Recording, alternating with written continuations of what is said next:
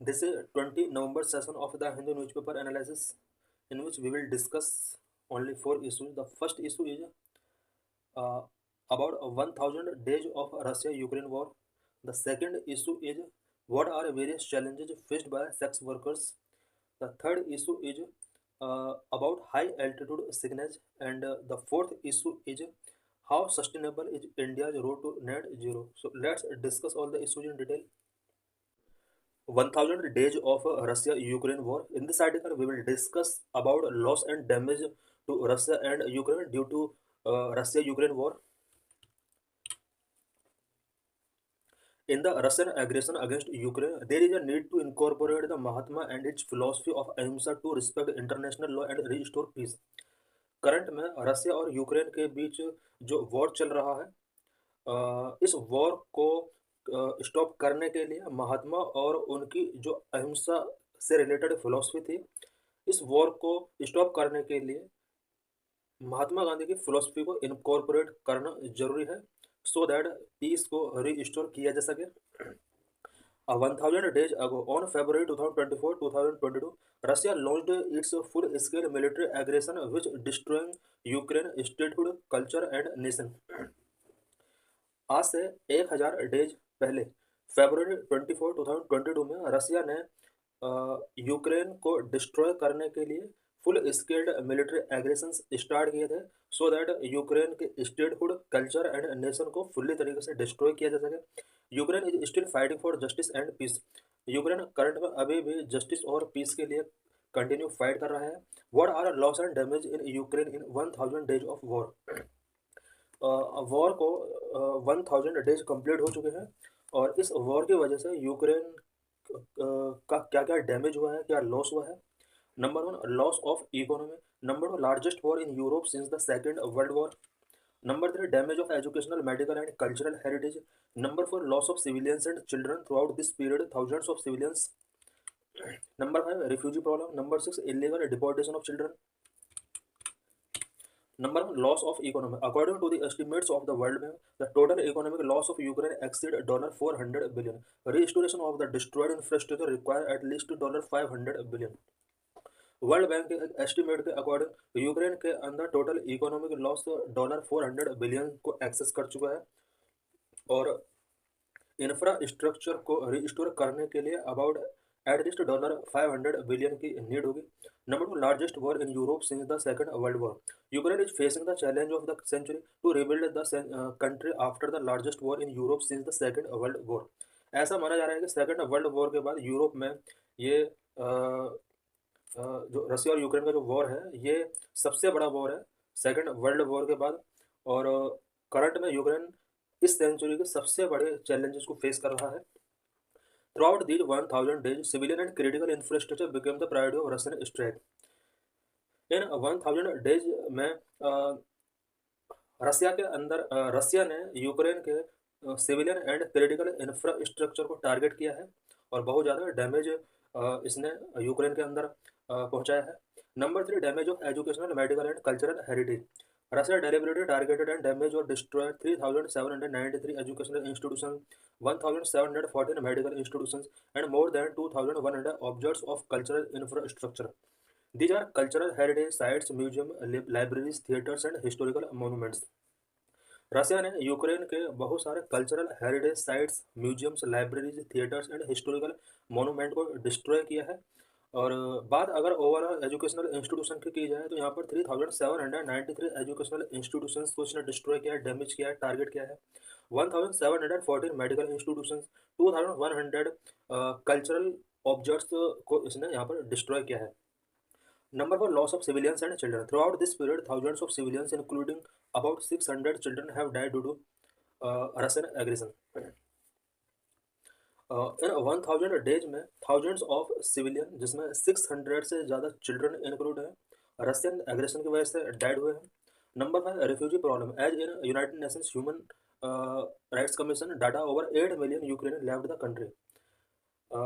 UNHCR की एक report के अकॉर्डिंग यूक्रेन को अबाउट 8 मिलियन लोगों ने लेफ्ट कर दिया है. Number 6, illegal deportation of children. It is officially documented that Russia deported more than 20,000 Ukrainian children. The real figure is much higher and continue to grow every day. Official ये document किया गया है कि रसिया ने 2000 से ज़्यादा यूक्रेनियन चिल्ड्रन को deport किया है, बट डाटा इससे ज़्यादा भी हो सकता है। The International criminal Court issue a historic arrest warrant for Russian president Vladimir Putin for his involvement in unlawful deportation of Ukrainian children. Russia ने यूक्रेनियन चिल्ड्रन का जिस तरह से अनलॉफुल डिपोर्टेशन किया है, अ, इसके अगेंस्ट इंटरनेशनल क्रिमिनल कोड ने Russian president Vladimir Putin के अगेंस्ट एक अरेस्ट वारंट इशू किया है। What are loss and damage to Russia in 1000 days of war. 1000 days of war की वजह से रसिया को क्या क्या लॉस एंड डैमेज हुए हैं। Number 1, loss of military personnel. Number 2, Russian army lost. And number 3, sanctions from the international entities. Number 4, move out FDI. Number 5, educated professionals and young workers have fled Russia. Number 6, damaging international image. Number 7, global outcast. Number 1, loss of military personnel. Russia, which is so-called second military power in the world, a nuclear state 25 times bigger than Ukraine, has lost 7,22,440 military personnel, both wounded and killed.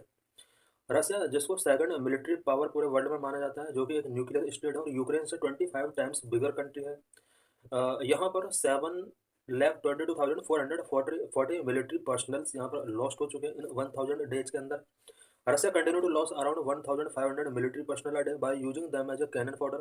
To balance these losses, Russia got 1 lakh North Korean troops to fight its war against Ukraine.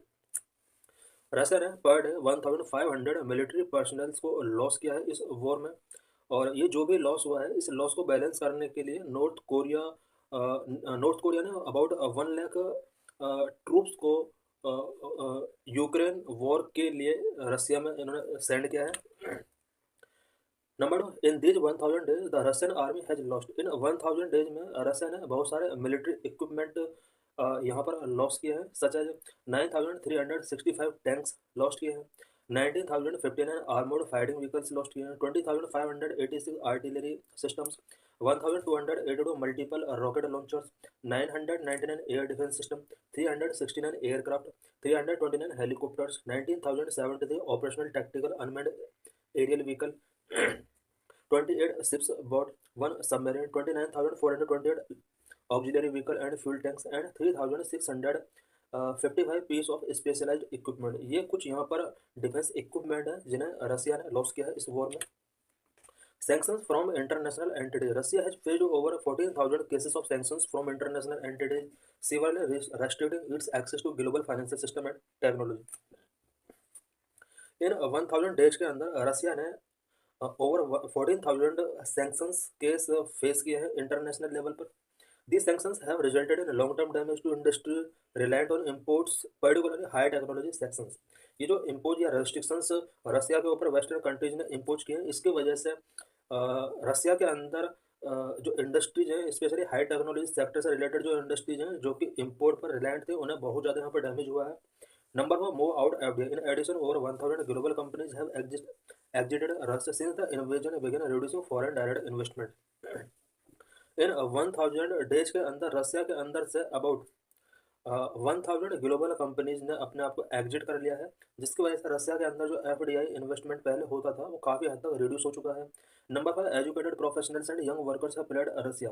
रसिया के अंदर से कुछ educated professionals and young workers ने भी अपने आप को move out कर लिया है। Over 1 million educated professionals and young workers have fled Russia, making it the largest exodus after 1991 when the USSR was dissolved. 1991 के बाद रसिया में पहली बार हुआ है जब सबसे ज़्यादा educated professionals and young worker ने अपने आप को यहाँ से एग्जिट किया, और ऐसा एक्सपेक्ट किया जा रहा है कि इन 1000 डेज के अंदर 1 मिलियन से ज़्यादा educated professionals and young workers ने अपने आप को एग्जिट किया है। This has severely impacted the IT and the engineering sector. इसकी वजह से रसिया के अंदर जो आईटी सेक्टर है वो बहुत ज़्यादा अफेक्टेड हुआ है। Number 3, damaging international image. In the last 1000 days, Russia has been suspended or excluded from key international bodies such as Council of Europe and faces a diminished influence in organizations such as the United Nations. इस war की वजह से रसिया को international level पर भी suspended या exclude किया गया है from important international body such as council of Europe and United Nations. Number 7, global outcast. Russia has become a global outcast with only a few states such as North Korea continue to support it openly। Globally देखा जाए तो रसिया को बहुत सारे countries ने outcast किया है, और ओनली वन कंट्री है जो अभी भी रसिया के साथ स्टैंडिंग है, नॉर्थ कोरिया। एंड चाइना भी है जो रसिया की इस टाइम बहुत ज़्यादा हेल्प कर रहा है, और यही वजह है कि रसिया और चाइना का जो बायलैटरल ट्रेड है वो बहुत हाई हो चुका है। Importance of Mahatma Gandhi principle of सत्य एंड अहिंसा for piece.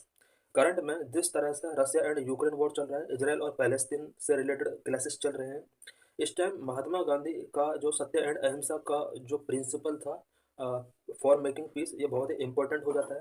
If Mahatma Gandhi were alive today, his unwavering commitment to justice and peace would undoubtedly have lead to call for Russia to quit Ukraine.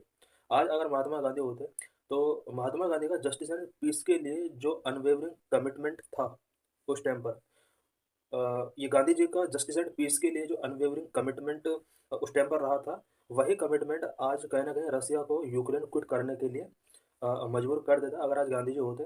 Gandhi ji की leadership during the Quit India Movement was rooted in the belief that no power has the right to oppress or dominate another nation.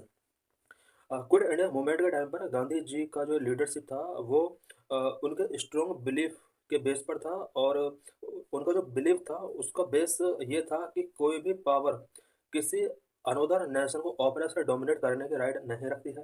Gandhi ji philosophy of ahimsa and moral clarity on colonialism as an affront to human dignity align closely with Ukraine struggle for freedom from aggression.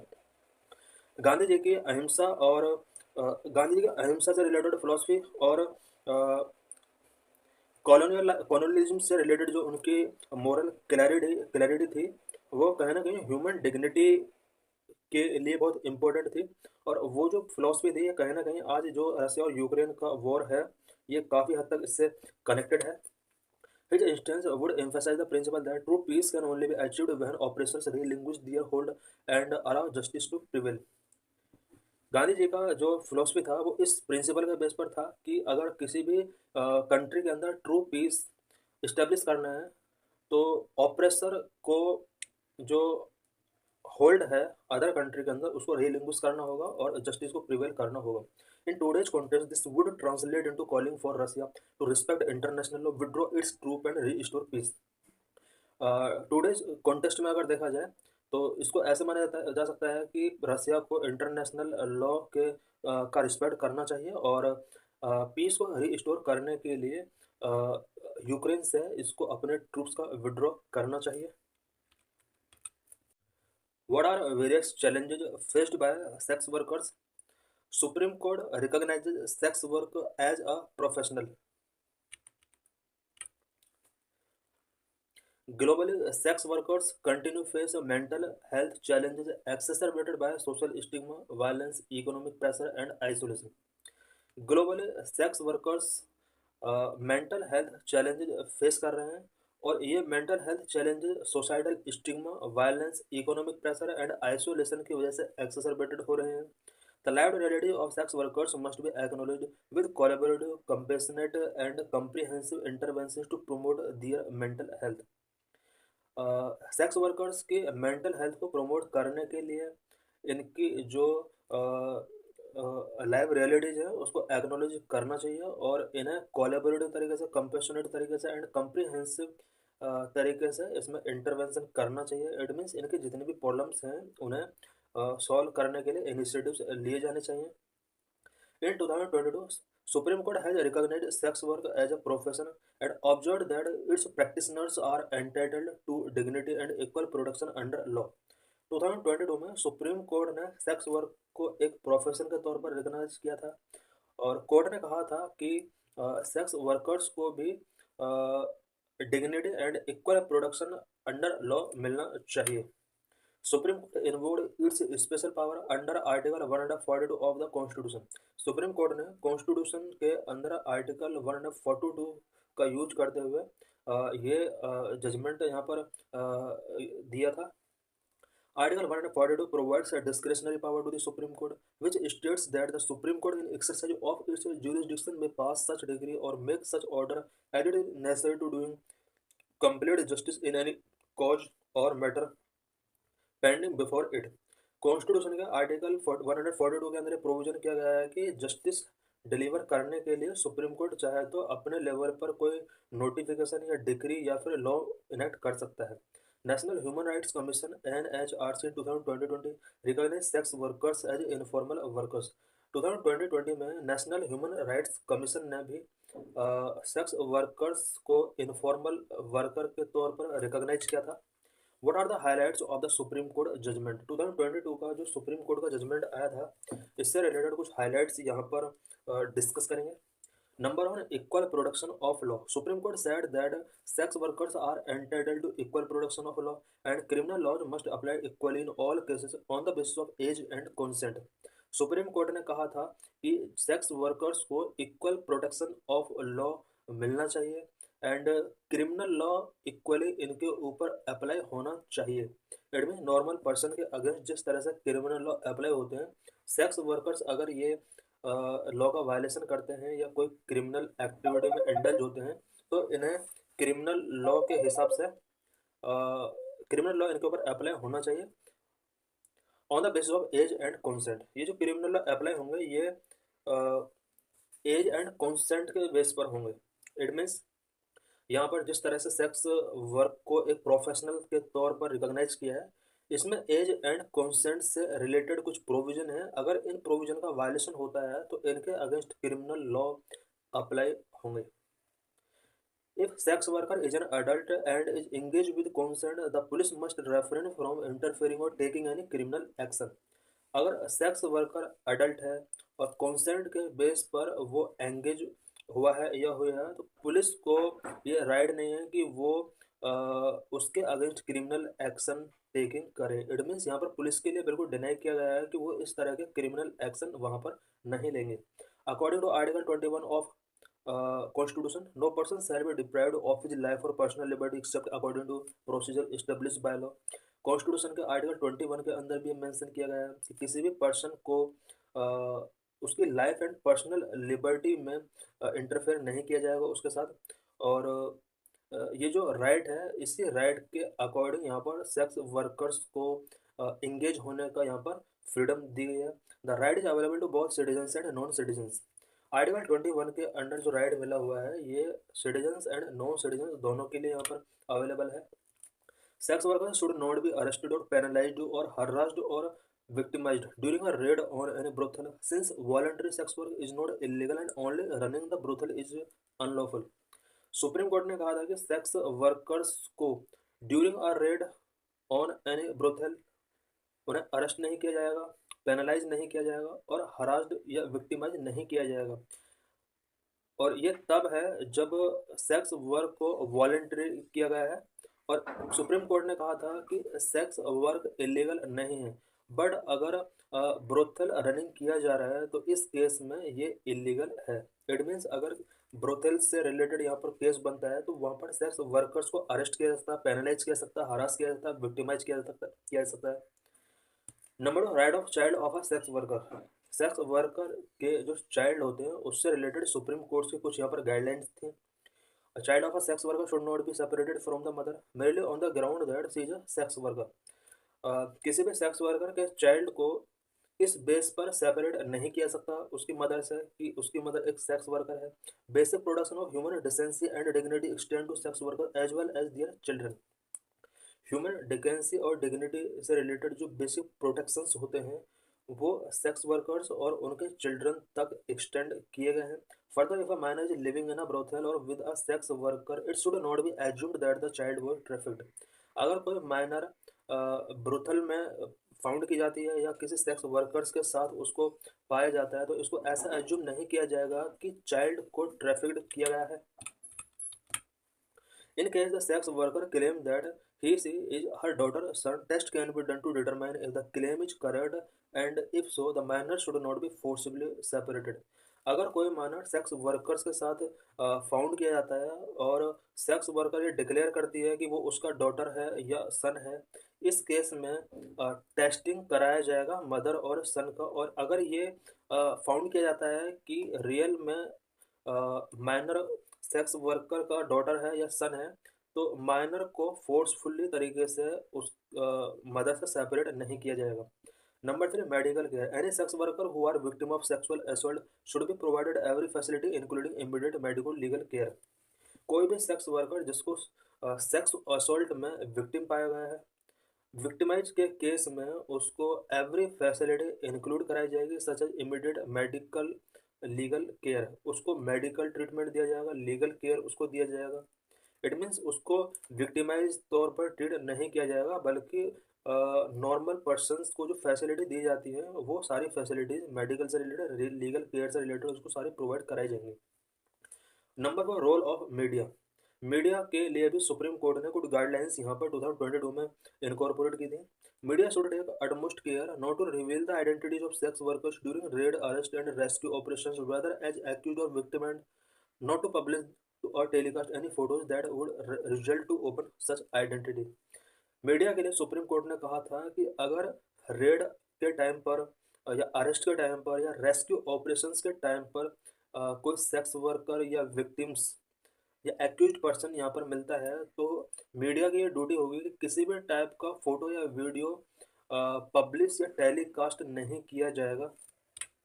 What are legal provisions related to sex work. Sex work से related क्या क्या legal provisions हैं। Immoral traffic prevention act, इसके लिए एक legal provision इस act के अंदर है। The only legislation preventing sex work in India is the immoral traffic prevention act. Sex work को गवर्न करने के लिए इंडिया के अंदर ओनली वन लेजिस्लेशन है, such as immoral traffic prevention act. To prevent of immoral traffic of women and children act was enacted in 1956। 1956 में immoral traffic of women and children act यहाँ पर pass किया गया था, so that sex work को prevent किया सके और जो इमोरल तरीके से वुमेन एंड चिल्ड्रन का ट्रैफिक होता था उसको भी कंट्रोल किया जा सके। Various amendments were made to the law and name of the act was change to immoral traffic prevention act. Immoral traffic of women and children act 1956, इस act में बहुत सारे अमेंडमेंट किए गए थे और इस अमेंडमेंट के बाद यहाँ पर इस एक्ट का नाम, इसको एक्ट को रीनेमिंग कर दिया गया और बाद में इसको इमोरल ट्रैफिक प्रिवेंशन एक्ट का नाम दिया गया।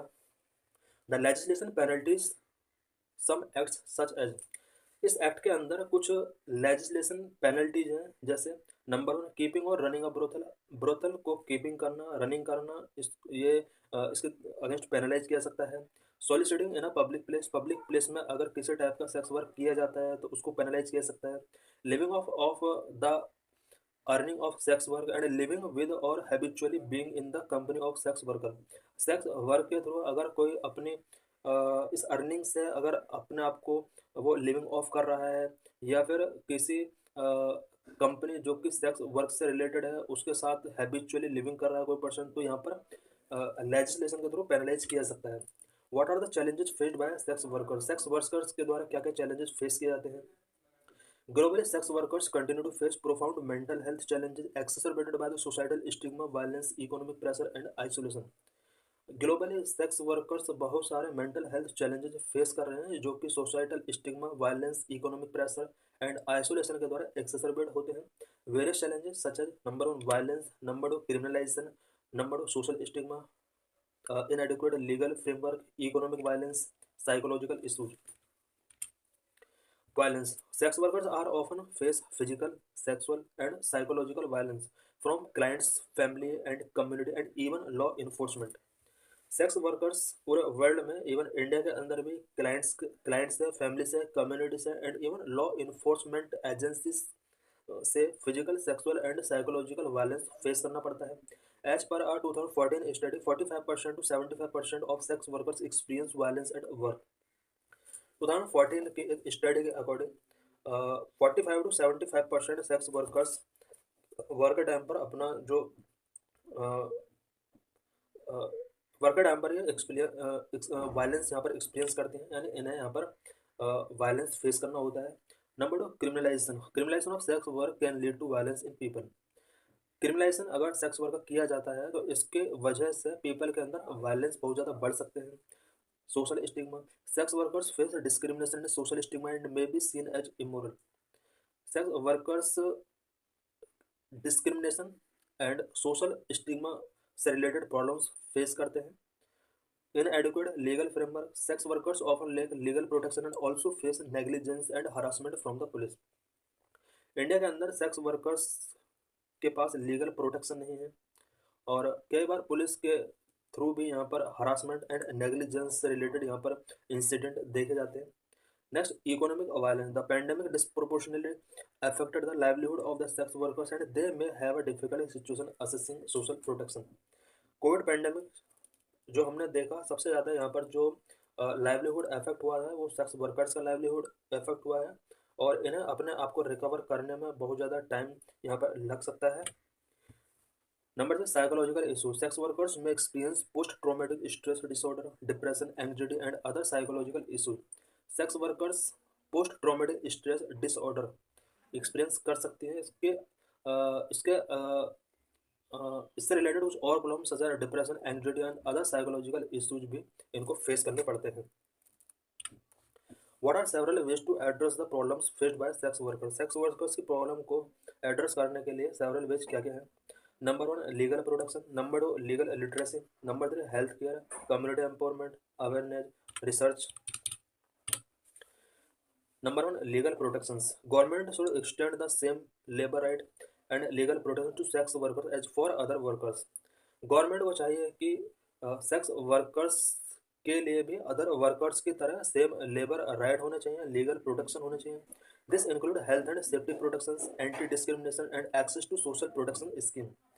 इसके अंदर बहुत सारे equal labour right and legal protection हो सकते हैं, such as safety protection same होने चाहिए, एंटी डिस्क्रिमिनेशन लॉ इंडिया के अंदर होने चाहिए, सोशल प्रोटेक्शन स्कीम्स का इक्वली एक्सेस सभी के लिए होना चाहिए।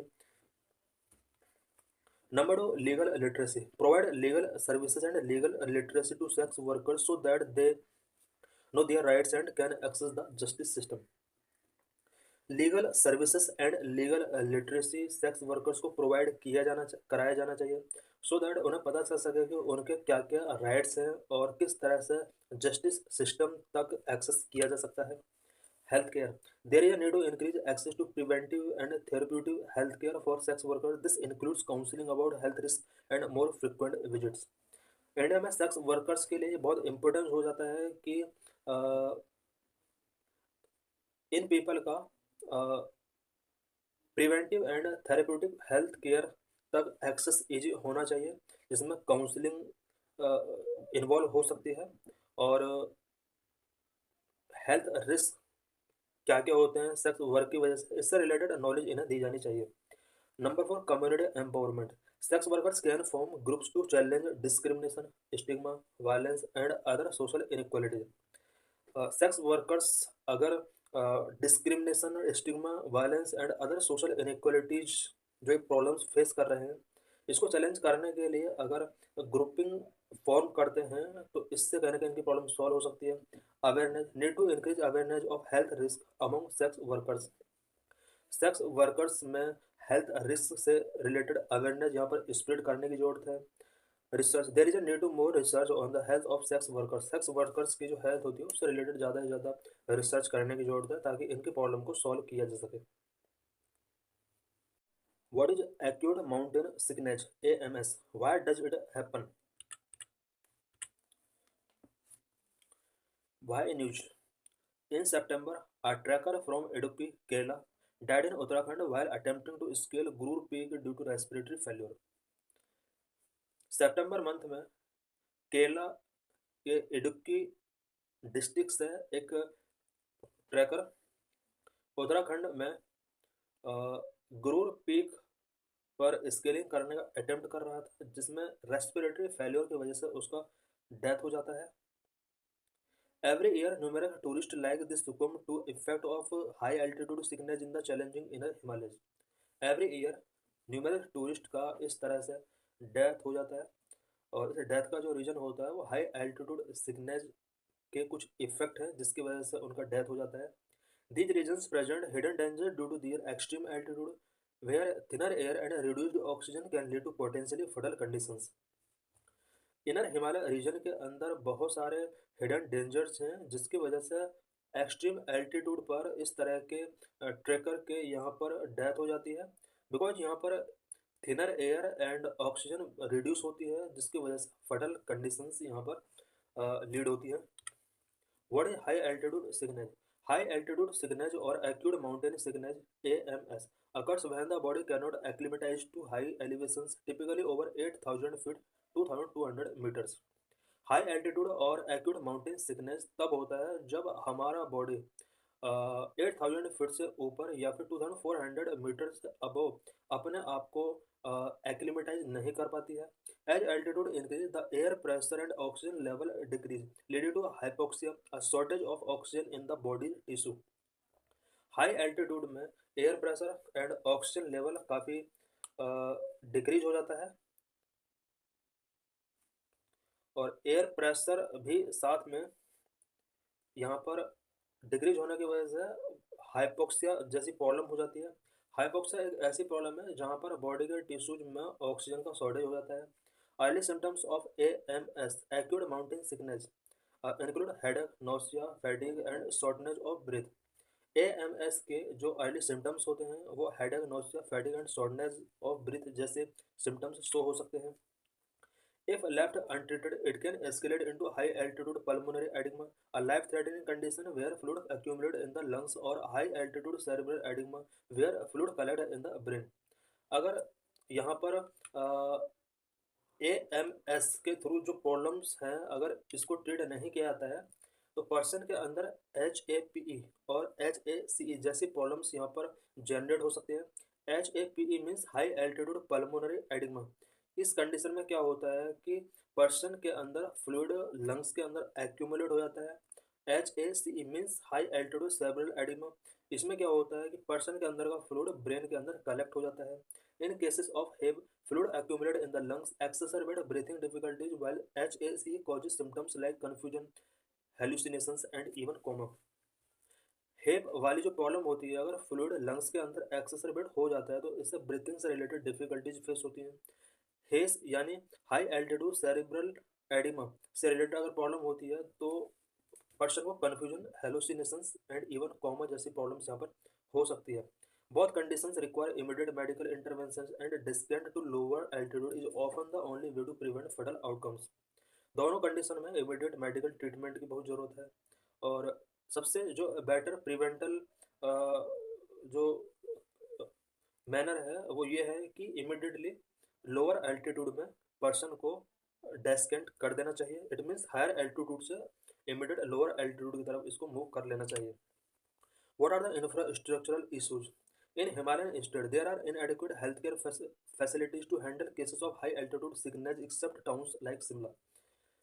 हाई एल्टीट्यूड सिकनेस से रिलेटेड प्रॉब्लम्स को हैंडल करने के लिए हिमालयन स्टेट के अंदर इनएडिक्वेट हेल्थ केयर फैसिलिटीज़ है। इट मीन्स वहाँ पर हेल्थ केयर फैसिलिटीज़ प्रॉपर नहीं है। ओनली वन टाउन है जैसे शिमला जहाँ पर ये फैसिलिटी अभी भी प्रिवेल है। Leh in UT of Ladakh serve as a model, having developed specialized facilities for high altitude elements. Yet most high altitude regions lack this kind of infrastructure. Shimla के सिवाय यहाँ पर लद्दाख यूटी के अंदर लेह एक प्लेस है जहाँ पर हाई एल्टीट्यूड एलिमेंट से रिलेटेड कुछ स्पेशलाइज्ड फैसिलिटीज़ को यहाँ पर डेवलप किया गया है। बट ज़्यादातर स्टेट के अंदर हाई एल्टीट्यूड रीजन में इस काइंड का इंफ्रास्ट्रक्चर नहीं है जो कि बहुत ज़रूरी है, होना चाहिए। Immediate and preventive health measures are also lacking. Immediate and preventive health care भी इन स्टेट के अंदर नहीं है। बेसिक प्रिवेंटिव स्क्रीनिंग्स और health check at entry points for tourist venturing into high altitude areas could save life. इस problem को solve करने के लिए बेसिक प्रिवेंटिव स्क्रीनिंग और health check point entry point पर होने चाहिए। एंट्री पॉइंट के थ्रू जो भी टूरिस्ट हाई एल्टीट्यूड एरिया के लिए वेंचरिंग कर रहे हैं उनका यहाँ पर स्क्रीनिंग होना चाहिए। What are the treatment strategies?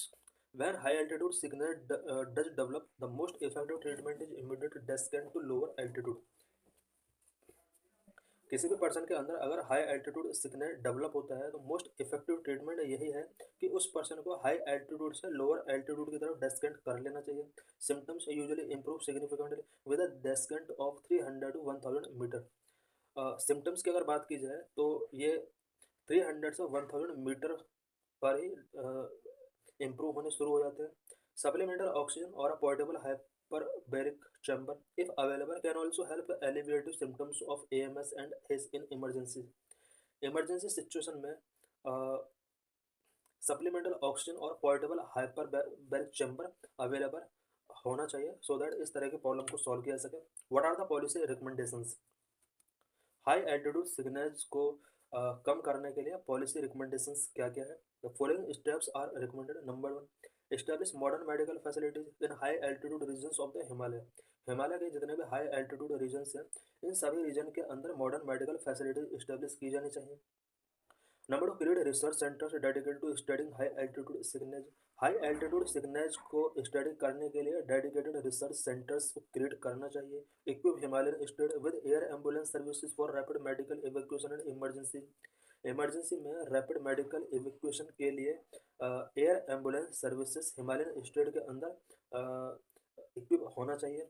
Number 4, provide health and safety information on government website and at check in point. Government website पर और चेक इन पॉइंट पर health and safety information provide की जानी चाहिए सो दैट पीपल्स को alert किया जा सके।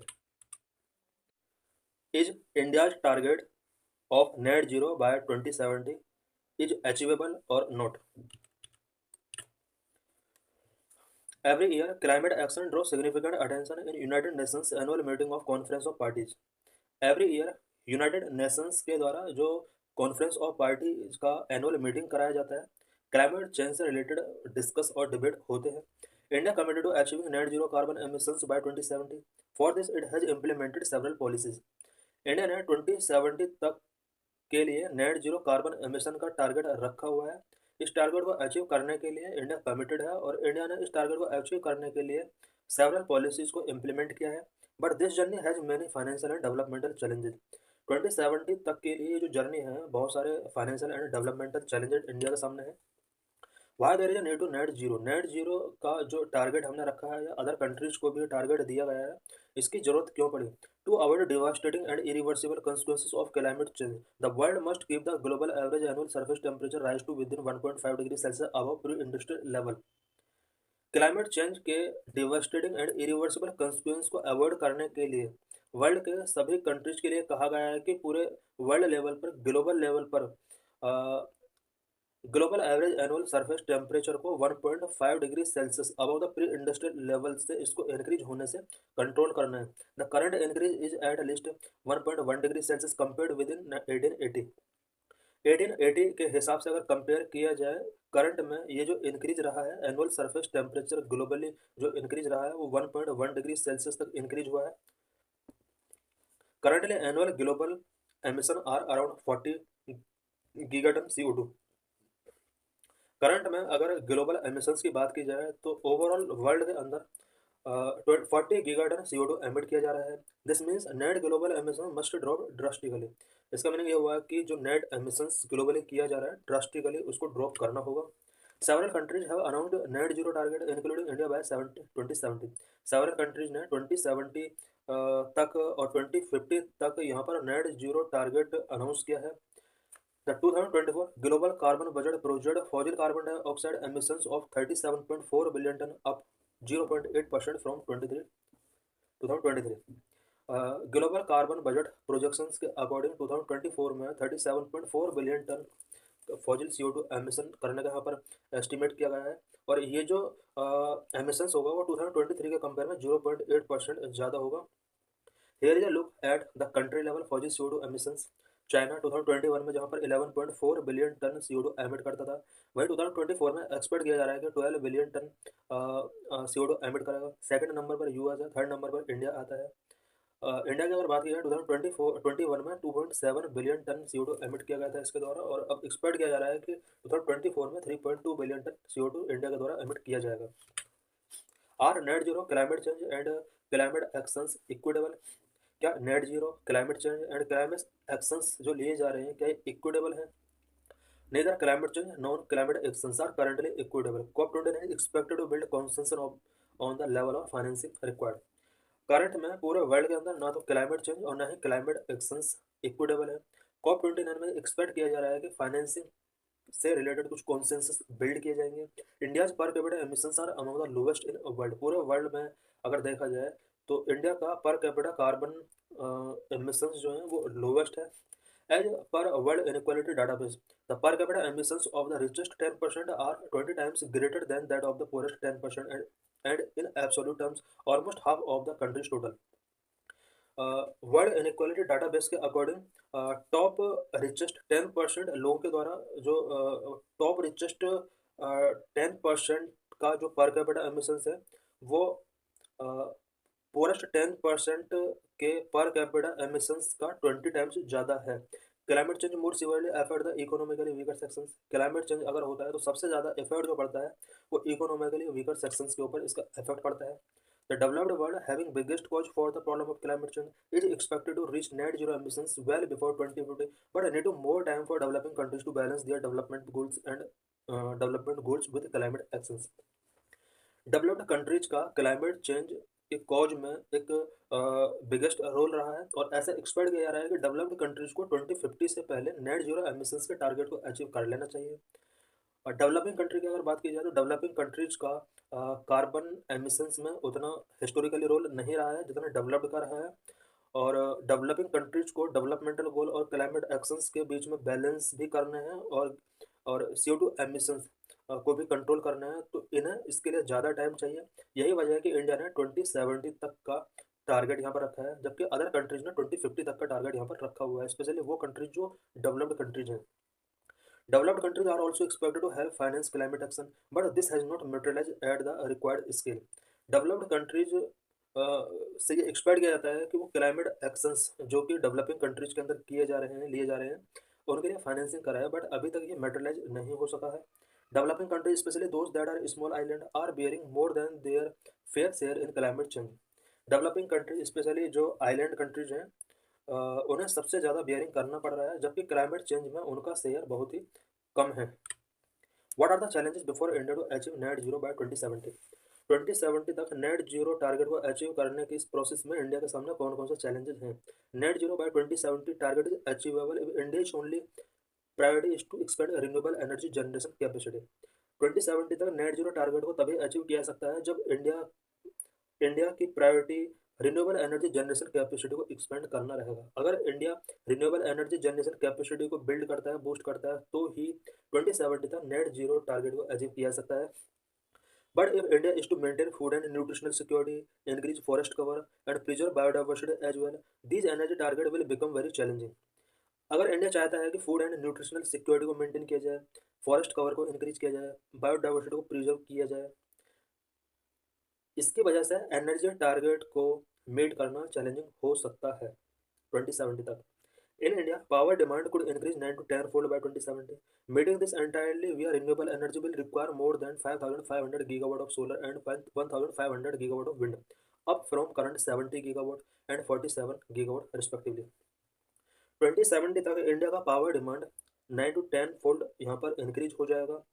रिन्यूएबल एनर्जी सोर्स के थ्रू अगर इंडिया चाहता है कि इस पावर डिमांड को फुलफिल किया जाए, तो इंडिया को करंट के 70 गीगावाट की जगह 5,500 गीगावाट सोलर एनर्जी यहाँ पर जनरेट करना होगा। विंड एनर्जी की अगर बात की जाए तो करंट में 47 गीगावाट की जगह 2070 तक इसको 1,500 गीगावाट तक विंड एनर्जी जनरेट करना होगा। India needs to decentralize energy production, including by the use of rooftop solar cell and of solar pump for agriculture. India को अपना एनर्जी प्रोडक्शन को डिसेंट्रलाइज करना होगा, specially rooftop solar cell का use India को बढ़ाना होगा, solar pump agriculture के लिए यहाँ पर इसको डिसेंट्रलाइज करना होगा। India should continue to expand its nuclear power generation capacity. India को न्यूक्लियर पावर जनरेशन कैपेसिटी को भी अपना कंटिन्यू रखना होगा। Nuclear power could also offer a precious carbon low carbon based load energy, क्योंकि न्यूक्लियर पावर जनरेशन जो होता है ये लो कार्बन प्रोड्यूस करता है, which help the government effectively phase out the national economy dependence on fossil fuel, because national economy fossil fuel पर depend है। अगर इंडिया न्यूक्लियर पावर जनरेशन को बूस्ट करता है तो इसके थ्रू गवर्नमेंट इफेक्टिवली तरीके से फॉजिल फ्यूल से अपने आप को फेज आउट कर सकती है। So thanks for watching this video.